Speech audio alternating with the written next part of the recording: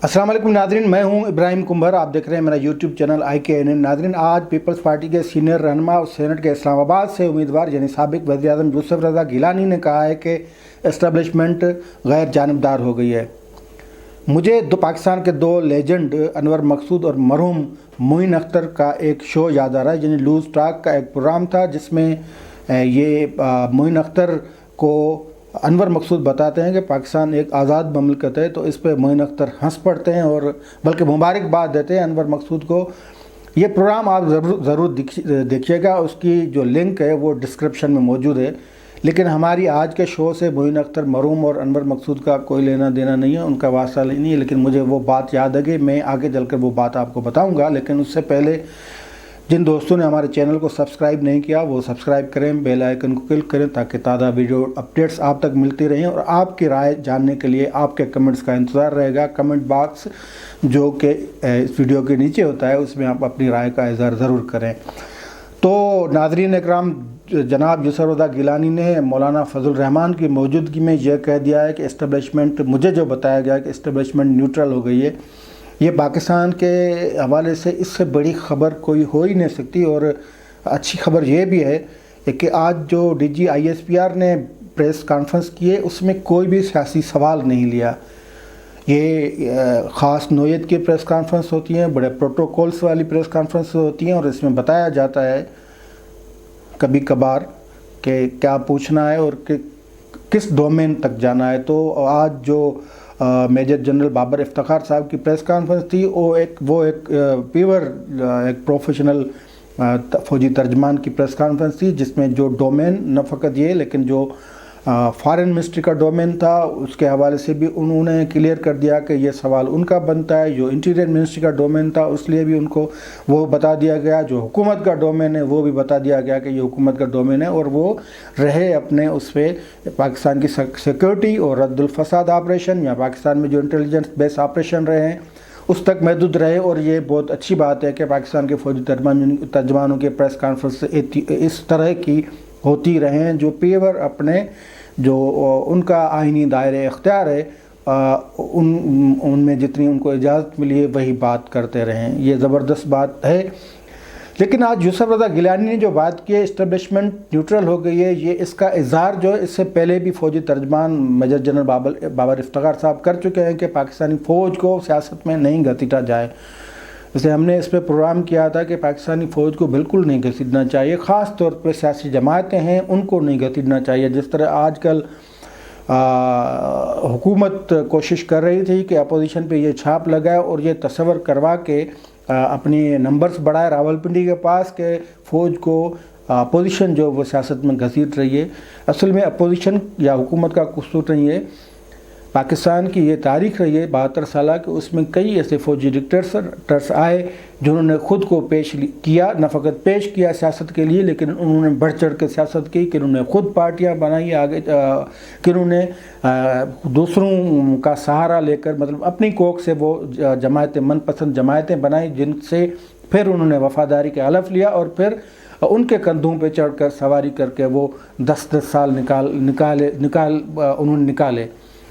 फिर जनरल अयूब खान से लेकर जनरल परवेज़ मुशर्रफ में ये सारे के सारे शामिल हैं। और फिर दूसरा फेज़ ये भी आता है कि कभी कभी से जो इक़्तिदार के शौकीन हैं या जो समझते हैं कि सियासतदानों को सियासत नहीं आती या मुल्क चलाने नहीं आता तो वो फिर इमरान खान जैसे लोगों को आगे करते हैं और फिर उनकी जमातें बनाते हैं, उनकी जमातों पे ख़र्च करते हैं, करोड़ों रुपए खर्च करते हैं, फिर उनसे जलसे करवाते हैं, फिर इंतखाबात में हिस्सा उनको दिलवाते हैं, फिर इलेक्शन में रिगिंग करवाते हैं और फिर उनको पार्लियामेंट में पहुंचवाते हैं, फिर उनको वज़ीर आज़म कर देते हैं, फिर उनकी काबीना बनवाते हैं और सारे काम पस मंज़र में खुद ही कर रहे होते हैं। ये एक तल्ख़ हकीकत है, इससे मुंह मोड़ा नहीं जा सकता। लेकिन ये ज़बरदस्त बात है कि अगर DG ISPR वो कहते हैं कि फ़ौज को घसीटा नहीं जाए तो बिल्कुल नहीं घसीटना चाहिए, लेकिन ये मुस्तकिल बुनियादों पे होना चाहिए और अपने अमल से ऐसा काम करना चाहिए, अपने अमल से ये साबित करना चाहिए कि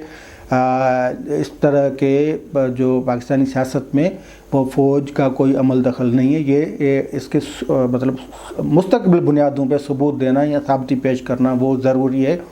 کیونکہ یہ کسی کی ڈیمانڈ نہیں ہے، لیکن یہ آئینی دائرے اختیار ہے جس میں اسٹیبلشمنٹ کو یا فوج کو سیاست نہیں کرنی چاہیے۔ تو اگر یہ فیز آ گیا ہے پاکستان سے، اس سے بڑی تبدیلی نہیں آ سکتی، اور اس کے بعد جو پاکستان اگر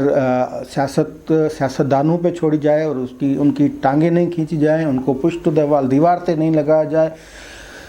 منتخب وزرائے اعظم کو مدت پوری کرنے دی جائے، ان کو جلا وطن نہیں کیا جائے، ان کو پھانسیاں نہیں دی جائیں، ان کو دیوار سے نہیں لگا جائے، ان کو جیلوں میں نہیں ڈالا جائے، اور قانون کی حکمرانی کے لیے ایک میکینزم ہو، عدالتوں کو مکمل طور پہ آزاد ہونا چاہیے، میڈیا کو مکمل طور پہ آزاد ہونا چاہیے، تو یہ سچویشن پاکستان کے لیے آئیڈیل ہے۔ اور یہ خواب گزشتہ 72 سالوں سے ہم ہر دوسرے تیسرے سال دیکھتے ہیں کہ پاکستان ایسا ہو تاکہ ترقی کر سکے، اور پاکستان کی ترقی کی شرح یہی ہے کہ اسٹیبلشمنٹ کی راہیں جدا ہوں سیاست سے، سیاست بالکل سیاستدانوں کا کام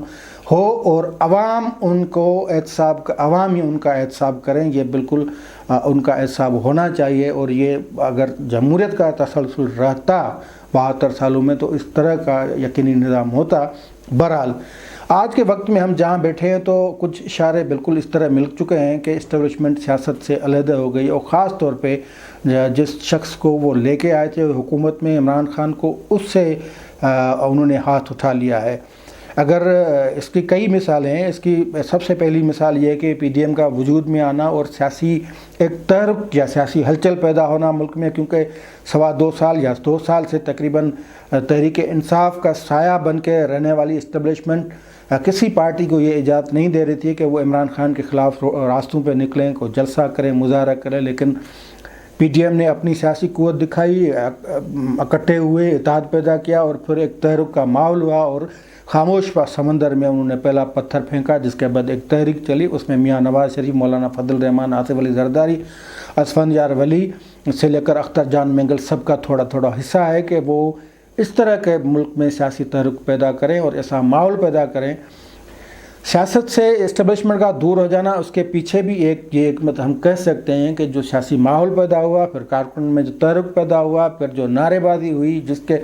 اور حکومت کی جو کارکردگی تھی اس پہ جو سوالیہ نشان آئے، اس کے بعد یہ سوالات اٹھنے لگے کہ یار ان کو کون لایا ہے، کس نے اس کو آگے ڈرائیونگ سیٹ دے دی ہوئی ہے، تو اس سے پھر ان پہ بھی اثر پڑا، ان کے مورال پہ بھی اثر پڑا، ان پہ زیادہ تنقید ہوئی، تو ایک سبب یہ بھی تھا کہ ضروری انہوں نے سمجھا کہ ابھی سائیڈ لائن ہوا جائے۔ لیکن اصل مزہ یہ ہے کہ سائیڈ لائن یہ تاحیات مستقل ہوں، تاکہ پاکستان میں سیاست کو فروغ ملے، سیاسی کلچر پیدا ہو، جمہوری کلچر پیدا ہو۔ اور آج جس طرح سپریم کورٹ نے ایک ہیئرنگ میں یہ کہا ہے کہ پاکستان جمہوریت کا حسن یہ ہے کہ سیاسی جماعتیں مضبوط ہوں، سیاسی جماعتیں مضبوط ہوں گی کارکردگی کی بنیادوں پہ، عوامی فلاحی، عوامی ترقیاتی منصوبوں اور صوبوں کی وحدت اور ان کی خود مختاری وحدتوں اور ان کی خود مختاری کے حوالے سے سیاسی جماعتیں مضبوط ہوں گی۔ بہرحال تو بالکل یہ کچھ اشارے اس طرح مل رہے ہیں کہ اسٹیبلشمنٹ سائیڈ ہو گئی ہے سیاست سے۔ اس کا نمبر پہلے جو میں نے بتایا کہ سیاسی تحرک پیدا ہوا ہے، سیاسی ایک کلچر پیدا ہوا ہے۔ دوسرا یہ ہے کہ خان صاحب کی جو ہے ان پہ جو ہاتھ رکھا ہوا تھا تحریک انصاف پہ، ان سے ہاتھ جو ہے وہ کھینچ لیا گیا ہے۔ اس کے بعد تیسرا یہ ہے کہ الیکشن کمیشن خود مختار ہو گیا، ورنہ کسی کی مجال تھی کہ الیکشن کمیشن ڈسکا والی الیکشن میں ایسے نوٹس نہ تھا اور نتائج جو ہے وہ ویسے کھینچ لیتا، مطلب نتائج ایسے روک لیتا۔ اس کے بعد خود جب سیاستدان اپنے زبان سے یہ کہیں کہ اسٹیبلشمنٹ نیوٹرل ہو گئی ہے تو کچھ ان پہ بھی اعتبار کرنا چاہیے، اور یہ بات مولانا فضل الرحمان کی موجودگی میں ہوئی ہے۔ اور اس کا ہمیں ایک اشارہ اور بھی ملتا ہے کہ سسٹم میں رہ کر سسٹم کے ساتھ جو سیاستدان کر رہے ہیں، یا ضمنی انتخابات میں حصہ لینا، سینٹ انتخابات میں حصہ لینا، پھر آگے جو عدم اعتماد تحریک یا لانگ مارچ، یہ ساری سیاسی جدوجہد ہے،